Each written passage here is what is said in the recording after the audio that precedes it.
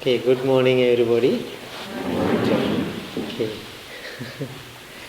So it is very interesting to see and hear what people talk about this temple. The glory of this place always spreading very fast around the country and around the world. So people who visit this place and people who hear about this place always contacting and making comments about this beautiful space we have.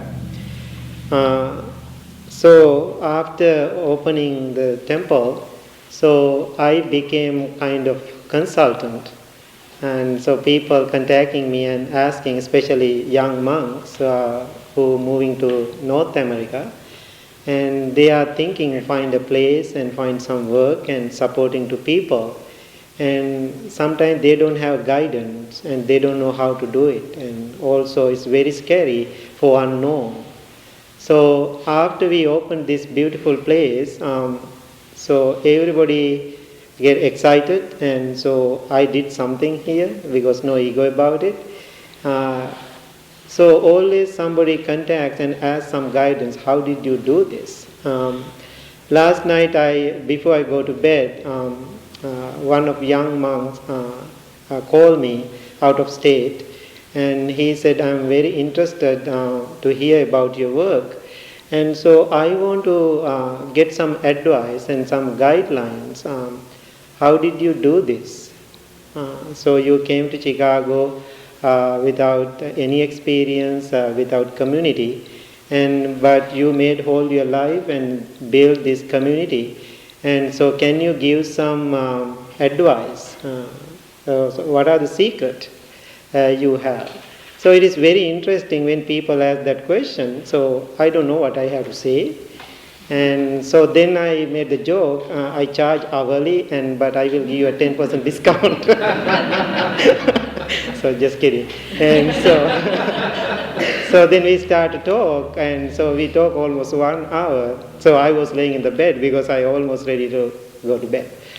So then after I talked with him, I start to think, and so I gave him a couple of hints and guidelines. So in the beginning when I do this, I didn't think about too much. I don't know even what I'm doing. So then now mindfully, lovingly, when I think about this whole journey, I get some interesting experiences and wisdom. So I remember how it started with few people. Jason and Bill were there. Jason and Bill were there. So at that time, so it's very interesting. Still, they are sitting in front of me. And so then I talked to that young monk. If you want to hear my secret, number one, we practice wisdom. We practice here wisdom in this place. Even few people, 7, 8 people, I always encourage them to practice wisdom practice. So that's the core teaching of the Buddha. And the second thing, I always encourage people, give the guidelines to practice compassion.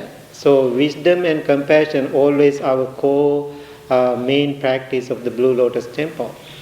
So then after the establishing the Blue Lotus Temple, then I had to pick board members.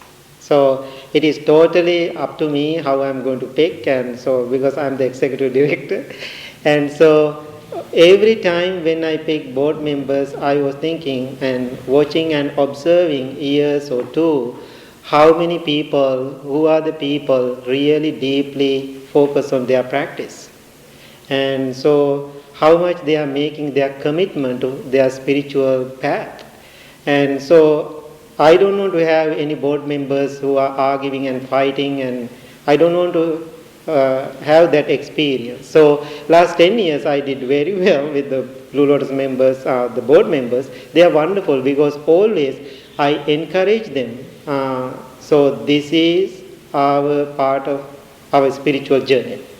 We are just doing our legal things and as board members, but this is our spiritual journey. This is part of it. So everybody listened to me, and everybody did very well last 10 years practicing here this beautiful place. So Now I know after we open this place, so many people come to this place. So many people, because some people think, they cannot believe we have such a place, this small town called the Woodstock. There's a Buddhist temple exists. And, like few days ago, young couple, we visited the temple, and so it's a snowy day, and they were coming to this dark brick building. It is kind of very scary outside, and like the haunted house or something like that. And so then after they come in, they cannot believe their eyes. And so it's bright and colorful and very peaceful. Buddha standing and Jesus standing other side, and it's a very beautiful combination. And they said, "Wow." They are kind of like this.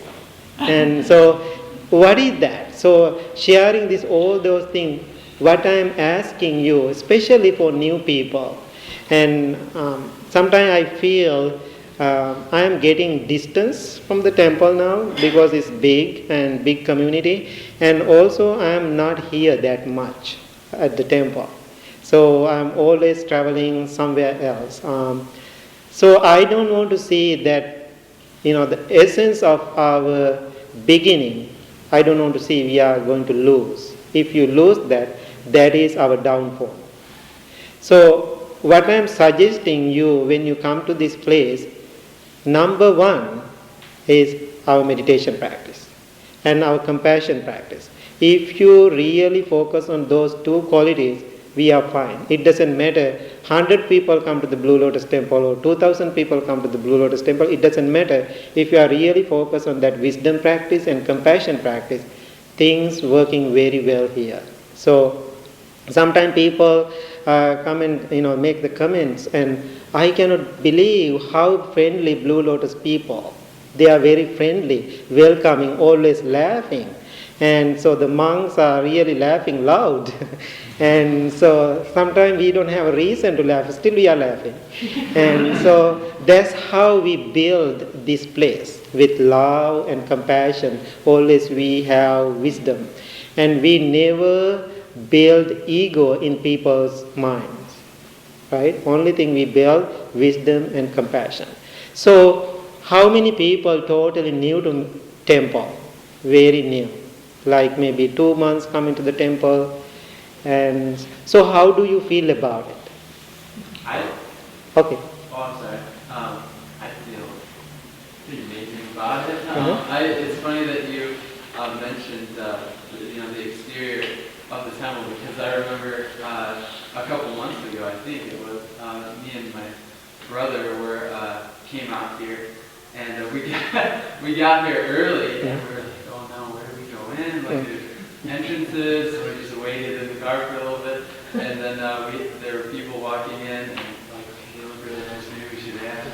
We got out, eventually we busted up the curtain, like, okay, we're just going to go through this door, and as soon as we walked in, it was exactly that experience. It was just, we were kind of looking around and just like, wow, everyone's so nice. I think I said the first day, we were just like amazed at how many smiles we got from everyone, and it's just that you could feel the compassion from thank you. everybody there. Wow. Anything? Huh? Anything? How do I feel about the temple? I've really enjoyed my time coming to the temple. Really glad that I found it. It's something I look forward to every week. So, the think about the Bill and the Jason, and the first time when we start, we didn't have this kind of beautiful experience, cold basement sitting and that's how we did the practice, right? So then actually we didn't have that kind of excitement experience. But the beginning of our journey, everybody's intention, we are looking for something deep and wise and compassionate experience. So that's what I am telling you. I don't want to see that we are losing that essence of our beginning of our journey. So now we have this beautiful place. Put your intention to your practice. So today, what I want to talk to you about, what is this practice? Always we are talking about this mindfulness practice or meditation, And always we are keep coming here, sitting here, closing your eyes.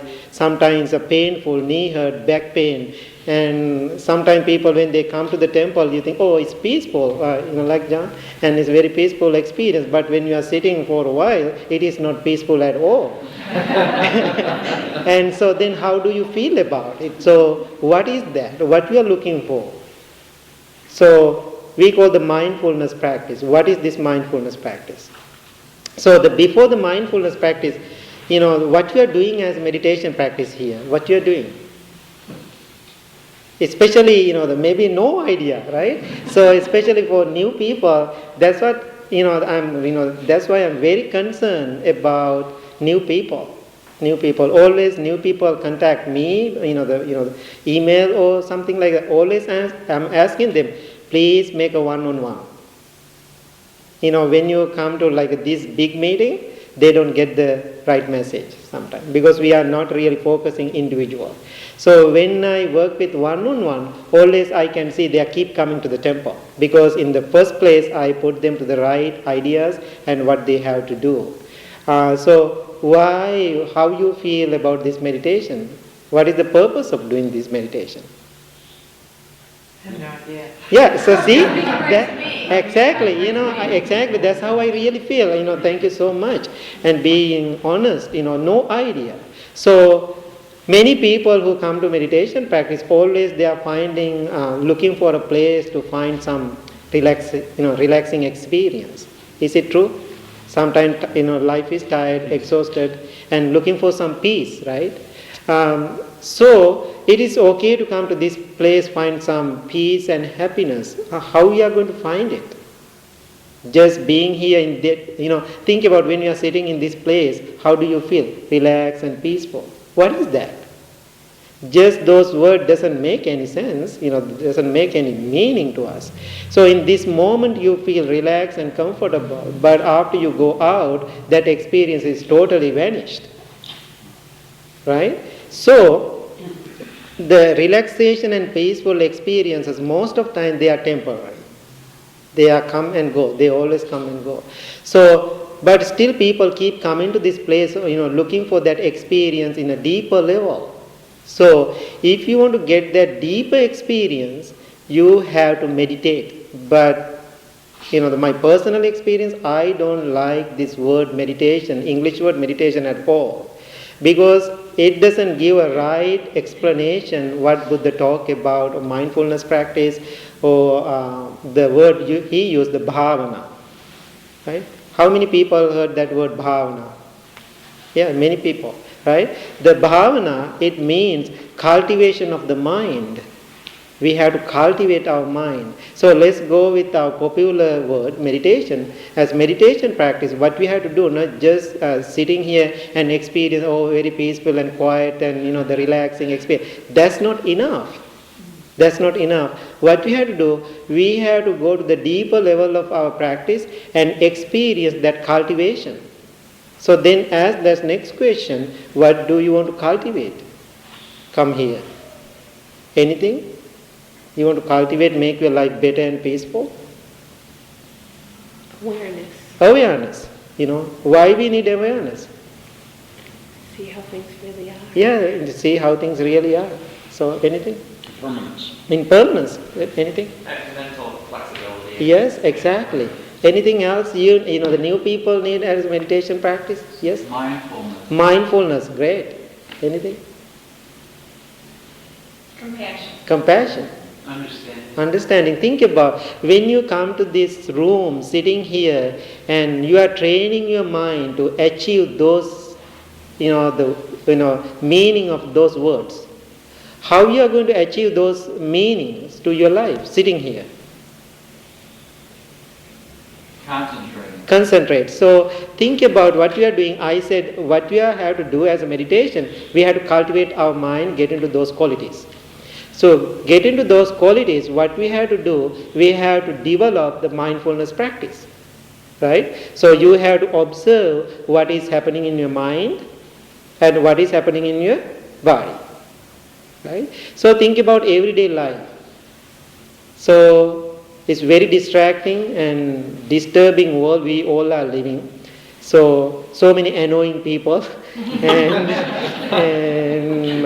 difficult family members and mean boss at work and mean co-workers and so many people. That's our society. So when you are dealing in that kind of society and environment, it's very difficult, right? So we need, what do you need? We need wisdom, as I said, and we need mindfulness, we need compassion, we need understanding, and how to deal with that. So to do that, so how this mindfulness practice affecting to our everyday life? What is this mindfulness? What is this mindfulness? How do you define that word mindfulness? Yeah? I probably don't have most accurate definition, but the way I've been conceptualizing it for myself is sort of going through what would normally be a normal day of bouncing between emotions based on external experiences, and instead understanding the arising of those emotions and being able to hold them in compassion. Okay, and good. turn negative into positive. Yeah, very good, very good. Any other experiences?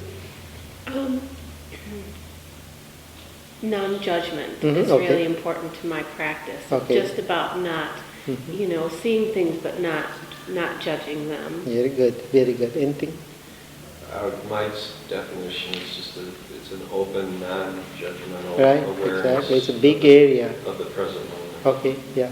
I've seen it as, or I've felt it as being present in the moment, and all the things that are coming down on your life and focusing on the good things that Yeah. are happening to you right I now. think, I'm very glad everybody said perfect. And so when we practice mindfulness, 3 areas we have to focus on always, because we don't have enough time to talk all of them, but just get a flavor and little taste, and paying attention or awareness, right, is the number 1. Paying attention to what? Our minds. Huh? Our minds. Our minds, okay. And anything? Our bodies. Our bodies, Emotions. emotions, yeah, okay. Reactions. Reactions. Judgment. Judgment, okay. So paying attention to the whole our life. So especially we have these senses. We have all the senses, right?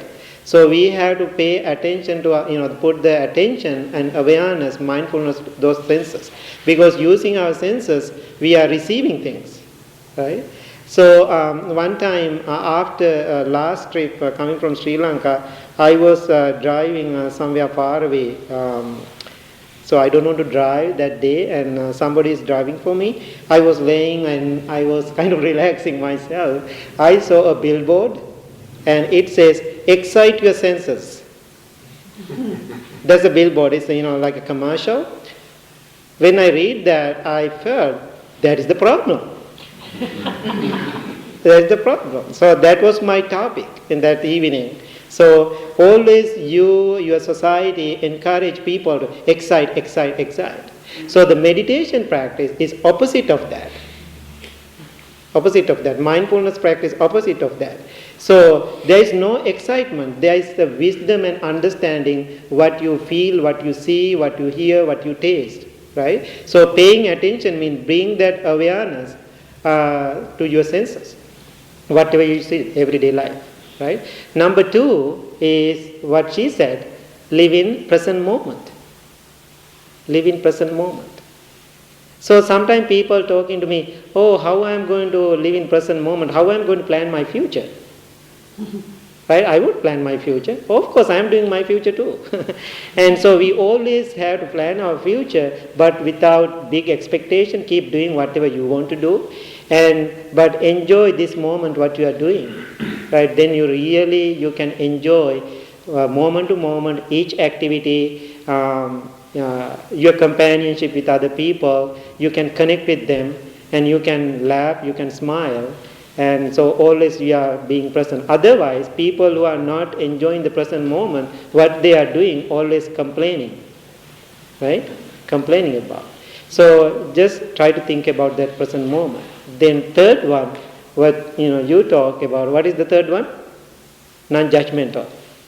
Non-judgmental. So when you live in this society, looking at other people and observing the society, always we are judging external, the people and situations, and also internal situations. The inner, I call the phenomena. We are judging. So my word for the judgments, we are making a stories. So the stories we are making, those are true stories. No, most of the stories mind-made stories. So the story we build, we are giving the energy and the breath to the story. So think about, you are starting that story today, this morning. You are keep thinking. Now you are thinking like 3 weeks. End of 3 weeks, you cannot remember who made this story. Right? Then you are angry with your husband. Because of you, I am so angry today. Because of my wife, or because of my children, or because of my co-workers. We cannot even remember who started this, who made this. So the person who really practice, those 3 things, the awareness, live in present moment, non-judgment, always understands the problem is in me, not somewhere else. So, let's, close it up. And so when you come to this place, what I really want you to do, if you want to do something, actually nothing to do. And so, focus on those areas. Cultivate your mind as meditation practice, bhavana. Keep cultivating those qualities, wonderful qualities. And keep focusing on those 3 areas, paying attention, awareness, live in the present moment, and also non-judgmental. Don't make a story, just observing everyday life. And I really love this experience. I always telling people, I like how my teacher trained me in the beginning of a young monk. And when you practice meditation and bring more awareness to your life, always you have to practice as an owl. You know the owl? What is the nature of the owl? I don't know the nature of the owl. In the beginning, I was like 13, 14 years old. And because I'm always talkative, you can see it. And so, and keep talking and, always asking so many questions and, with my teacher even. So then he said one day, you have to be an owl. You have to observe like an owl. What is that? Then I asked, what is an owl? Then owl always shaking the head. And always owl listening lot. Very widely listening. And also owl has a wide open 2 eyes and 2 ears and shake his head lot. So the person who practices mindfulness, I think the way I feel, I really like that, the analogy about owl, always listening lot, watching lot, and always shaking the head. Then we are out of trouble. That's what I'm doing always. I'm talking a lot, and when I come to the point, my mindfulness always say, be quiet and listen a lot. And then I can see my love and compassion and all those good things happening inside me. Do they have owls in Sri Lanka? Yeah. Yeah, we do. But not loud and all, but we can see them. Okay. Yeah. So any thoughts? What do you mean by shaking the head? Do you mean saying yes to stuff? Not yes or no, Understanding? It doesn't matter what it is. Yes. It doesn't matter how other person understands it. Sometimes people come to me, for example, they keep talking, it doesn't make any sense, and sometimes it doesn't go anywhere, and just consuming the time, and so people want to talk, So then I feel, because I'm not angry or disappointed, so how I react, I don't want to say anything, especially when people talk about the politics. I just...